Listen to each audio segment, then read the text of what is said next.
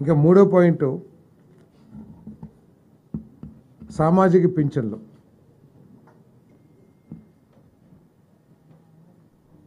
దాదాపు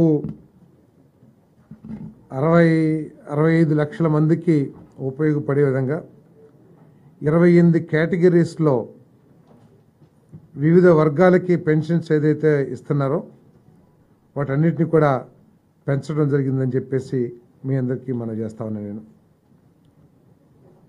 3,000 నుంచి 4,000 రూపాయలకి ఈ పెన్షన్ను పెంచడం జరిగిందని చెప్పేసి మనం చేస్తా ఉన్నాను.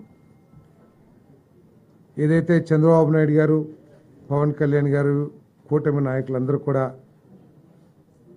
మా ప్రభుత్వం రాగానే మొట్టమొదటి మాసమే పెన్షన్లు పెంచి ఇస్తామని ఏదైతే హామీ ఇచ్చారో దానికి అనుగుణంగా ఈరోజు పెన్షన్లు పెంచే కార్యక్రమం జూలై 1వ తారీఖు నుంచి పెన్షన్ పెంచే కార్యక్రమం చేయబోతున్నామని చెప్పేసి మనం చేస్తాము.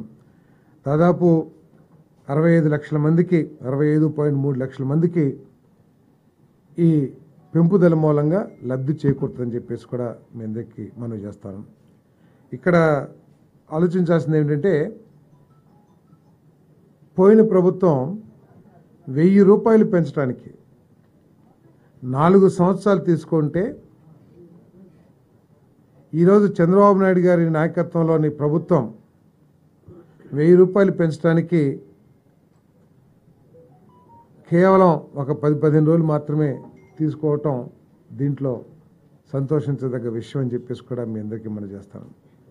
ఈ పెన్షన్ని జూలై 1వ తారీఖున సచివాలయం స్టాఫ్తో ఇంటింటికి ప్రతి ఇంటికి తీసుకువెళ్ళి ఉదయం 6 గంటల నుంచి సాయంత్రం లోపల ఇవన్నీ కూడా పెన్షన్ అన్నింటినీ కూడా పెన్షన్దారులు చేతిలో పెడతామని చెప్పి డిస్ట్రిబ్యూట్ చేస్తామని చెప్పేసి కూడా సవినీయంగా మనం చేస్తామని నేను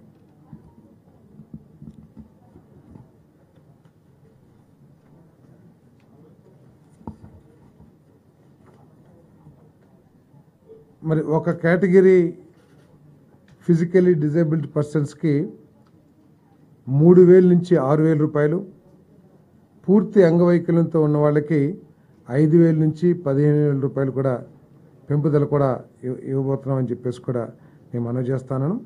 కొన్ని క్రానిక్ డిసీజెస్ ఉన్న వాళ్ళకి లివర్ డిసీజు, అదేవిధంగా ఎలిఫెంటాసిస్, కిడ్నీ ఇటువంటి దీర్ఘకాలిక అనారోగ్యం ఉన్న వాళ్ళకి 5,000 నుంచి 10,000 రూపాయలకి పెంచడం జరుగుతుందని చెప్పేసి కూడా మనం చేస్తాను.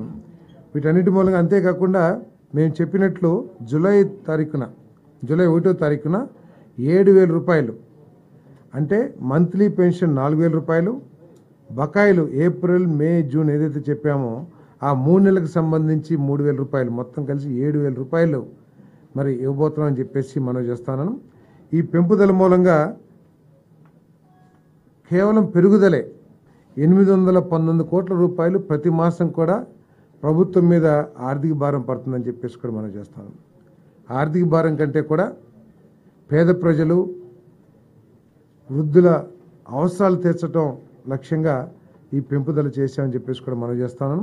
ఈ 3 నెలలకు సంబంధించి ఏదైతే ఎరియర్స్ ఇస్తున్నామో ఆ భారం 1,650 కోట్ల రూపాయలు కూడా ప్రభుత్వం భరించబోతుందని చెప్పేసి కూడా మీకు మనవి చేస్తూ మొత్తం 4,408 కోట్ల రూపాయలు మరి ప్రభుత్వం ఖర్చు చేయాల్సి ఉంటుంది.